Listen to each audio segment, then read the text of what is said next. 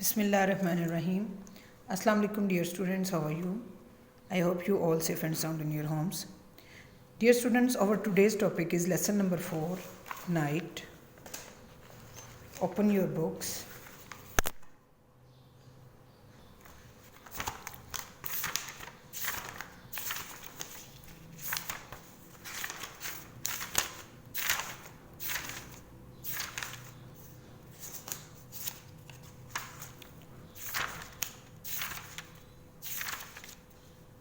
Lesson number 4, night. जी dear students, summary ये जो है आपकी पोइम है night, lesson number 4 night, NIGHT night. Night का मतलब होता है रात. ये है जी आपकी पोइम और इस पोइम को लिखने वाले राइटर का नाम है विलियम ब्लैक. विलियम ब्लैक, ये नीचे लिखा हुआ है WILLIAM, William BLAKE black, William black. William black ने ये पोइम लिखी है और इस पोइम को लिखने का उसका मकसद रात को के मंज़र को जो है नुमाया करना और उसके बारे में लिखना है. शायर कहता है कि सूरज गुरूब हो चुका है और शाम के सितारे आसमान पर चमक रहे हैं. परिंदे अपने घोंसलों में आराम कर रहे हैं, आराम करने के लिए जा चुके हैं. लोग भी अपने घरों में जा चुके हैं. चाँद फूल की तरह नज़र आता है और आसमान में जंगल के दरख्तों के खुशगवार साए में एक ऊंची जगह पर बैठा हुआ है. और जो आसमान है वो क्या है? जंगल के दरख्तों के खुशगवार साए में एक ऊंची जगह पर बैठा हुआ है. ये भी रात की खुशगवार खामोशी का लुत्फ़ उठा रहा है. देखिए बच्चों, जब सूरज गुरूब हो जाता है, रात शुरू हो जाती है तो हर जगह गहरी तारीकी हो जाती है, गहरी जो है तारीकी छा जाती है. आसमान पर चाँद निकल आता है, सितारे निकल आते हैं, सूरज गुरूब हो जाता है, गायब हो जाता है. परिंदे अपने घोंसलों में आराम करने के लिए चले जाते हैं. लोग अपने अपने घरों में जाना शुरू हो जाते हैं. कुत्ते जो है वो रात को भौंक कर हमें परेशान करते हैं. कुछ लोग अंधेरे से डरते भी हैं. कुछ जानवर रात को बाहर निकल आते हैं और वो दिन को सोते हैं और रात को शिकार करते हैं. रात को कोई शोर नहीं होता, हर तरफ अमन ही अमन होता है. तो डियर स्टूडेंट्स, हम अपनी स्टार्ट करते हैं रीडिंग इस पोइम की. मैंने आपको थोड़ा सा खुलासा बता दिया है इस नज़म का. The sun, Suraj. डिसएंडिंग, डिसेंडिंग का मतलब होता है उतरना. आप मैथ में करते हैं ना डिसेंडिंग ऑर्डर और ascending order. The sun descending in the west. West बोलते हैं मगरिब को. सूरज जो है वो मगरिब की तरफ उतर रहा है. मगरिब की तरफ उतर रहा है से मुराद है यानी कि गुरूब हो रहा है और आहिस्ता आहिस्ता जो है वो दिन ख़त्म हो रहा है, रात आ रही है. मैं दोबारा बताती हूँ, I repeat. The sun descending in the west. सूरज जो है मगरिब की तरफ उतर रहा है यानी कि गुरूब हो रहा है और आहिस्ता आहिस्ता दिन ख़त्म हो रहा है और रात छा रही है. The evening star does shine. जो शाम के सितारे हैं वो चमकते हैं, आहिस्ता आहिस्ता वो चमकना शुरू हो रहे हैं. The birds are silent. जो परिंदे हैं वो खामोश हैं. SILENT, साइलेंट बोलते हैं खामोश को. The birds are silent. परिंदे खामोश हैं. इन देयर नेस्ट, अपने घोंसलों में. अब जो परिंदे हैं जो अपने अपने घोंसलों में जा चुके हैं और वो जाके खामोशी इख्तियार कर चुके हैं. दिन भर वो चहचहाते हैं, उड़ते हैं, आते हैं, जाते हैं, लेकिन उस टाइम वो भी बिल्कुल खामोश हो जाते हैं. And I must seek for mine. ठीक है, and I must seek for mine. और मुझे अपना ठिकाना तलाश करना चाहिए यानी कि मुझे भी, सीख का मतलब होता है तलाश करना. And I must seek for mine, और मुझे भी अब अपने घर जाना चाहिए. सिंपल इज़ दैट कि अब सब तरफ अंधेरा हो रहा है, परिंदे भी अपने घोंसलों में चले गए, तो मुझे भी अपने घर की तलाश करनी चाहिए से मुराद ये कि मुझे भी अब अपने घर जाना चाहिए. The moon like a flower. जो सूरज है वो फूल की तरह दिखाई देता है यानी कि पूरा अंधेरा छाया हुआ है ना, उसमें एक सिर्फ सूरज जो चाँद, सॉरी मून चाँद को बोलते हैं, चाँद नज़र आता है. ठीक है, तो जो चाँद है वो बिल्कुल फूल की तरह दिखाई देता है. जैसे बाग में फूल अट्रैक्ट करता है ना, इसी तरह पूरे आसमान पे हमें ये चाँद अट्रैक्ट करता है. I have in havens high bore. ठीक है, क्या है जी? बुलंद आसमानी बाग के खुशगवार साए की जगह, यानी कि जैसे पूरा आसमान है वो झुका हुआ है. विद साइलेंट डिलाइट, खामोशी के साथ, खामोश मुसरत के साथ. साइलेंट बोलते हैं खामोशी को, डिलाइट बोलते हैं खुशी को. यानी कि विद साइलेंट डिलाइट, खामोश भी है लेकिन खुश भी है. Sits and smiles on the night. Sits and smiles on the night, बैठता है और रात पर मुस्कुराता है। ठीक है, रात पर मुस्कुराता है। डियर स्टूडेंट्स, ये हमारी जो है पोइम यहाँ पे कंप्लीट हो गई है। मैंने जैसा कि आपको बताया कि विलियम ब्लेक ने ये पोइम लिखी है और उसका मकसद रात के मंज़र को बहुत खूबसूरती से बयान करना था। अब हम इसकी एक्सरसाइज की तरफ आते हैं। सिमिलीज बनानी है हमने। Make your own simile, how could I से द समबॉडी। देखें बच्चों, सिमिली बोलते हैं तशबीह को, जैसे हम किसी चीज़ को किसी चीज़ के साथ तशबीह देते हैं और उसको बयान करने के लिए तशबीह दी जाती है। जैसे कि हम कहते हैं, पहले हम सिमिली की डेफिनेशन यहाँ देख लेते हैं। Read the poem and pick the use of simile. A simile compare to things using like or as.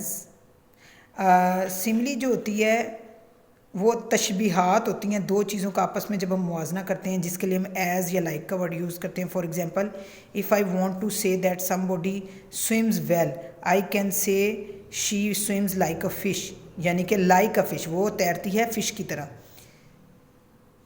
Because a fish swims well, क्योंकि जो फ़िश है वो बहुत अच्छे तरीके से तैरती है। There are two basic patterns that you can use the comparison.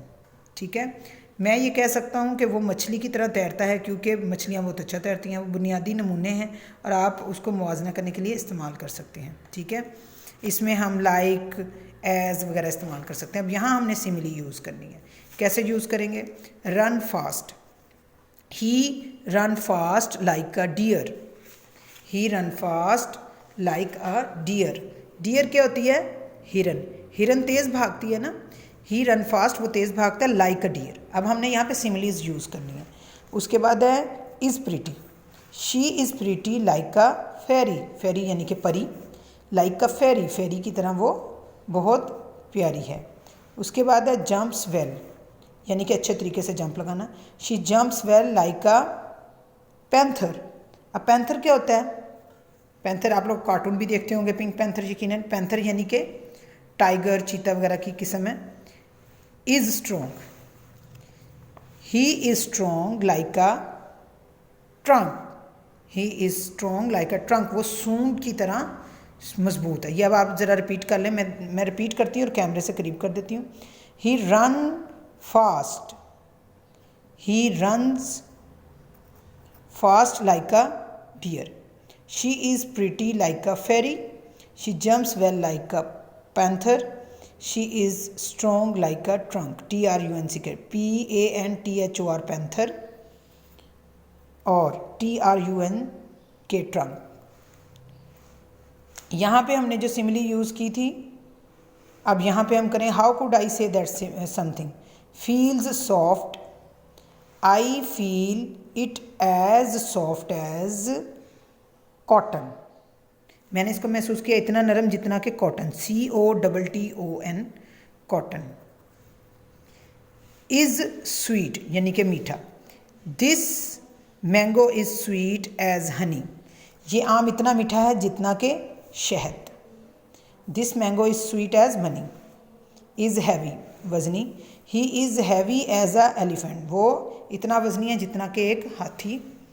Sounds noisy, this truck sounds noisy as railway engine, ये इतना ज़्यादा शोर कर रहा है ट्रक जितना कि एक railway engine. I repeat, I feel it as soft as cotton. This mango is sweet as honey. He is heavy as a elephant. This truck sounds noisy as railway engine.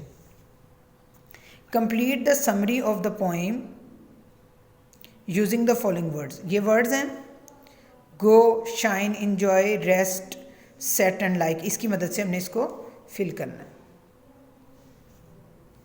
The sun has set and the evening stars shine in the sky. Birds like rest, REST, rest, in their nest, and people also go, go to their homes.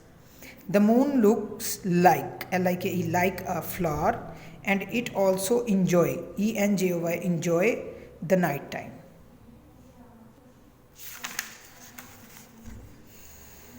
Here is the line 4 of poem. Encircle the pronoun, underline the possessive pronoun, and I must seek for mine. ये fourth line है, and I must seek for mine poem की fourth line है ये. इसमें हमने encircle करना है pronoun को. कैसे करेंगे? इसमें आ जाएगा माइन. ये देखिए आई की जगह माइन इस्तेमाल हुआ ना. Complete these sentences being a suitable possessive pronoun. His, their, your, his, hers और माइन. यहाँ पे हम क्या यूज़ करेंगे? प्रोनाउंस. प्रोनाउन उस नाउन को बोलते हैं जो आपके नाम की जगह पर इस्तेमाल हो. He is carrying his new bag. He is carrying his new bags. It is his. He is carrying his new bag. उसने अपना नया बैग उठा रखा है. इट इज़ हिज, ये उसका है. ये आ जाएगा pronoun his. She is wearing her beautiful dress. उसने बहुत खूबसूरत लिबास पहन रखा है अपना. It is hers. It is hers, ये उसका है. I am buying an expensive watch.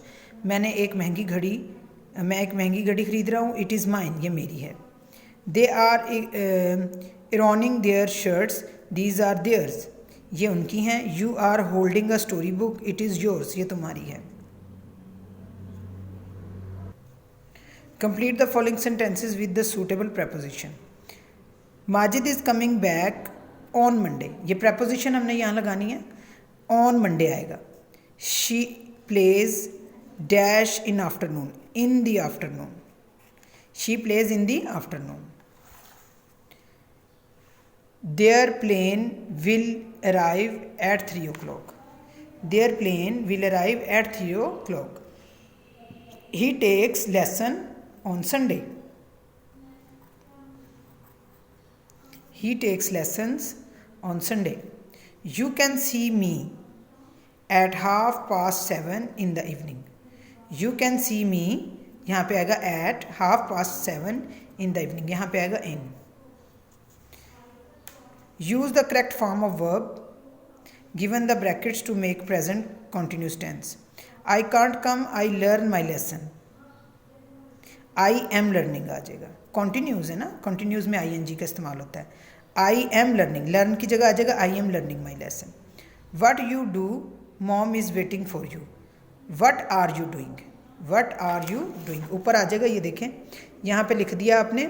Learn की जगह आ जाएगा आई एम लर्निंग. ठीक है, लर्न की जगह आ जाएगा. उसके बाद है वट यू डू की जगह आएगा what are you doing. DOING doing. What are you doing. Look my cat play, तो ये आ जाएगा is playing. Look my cat is playing. PLAYING playing. He do his homework. Do की जगह आएगा is doing. He is doing his homework. Listen the girl cry.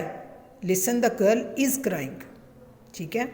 उसके बाद है make questions in present continuous tense. Question, इसको question में change करना है.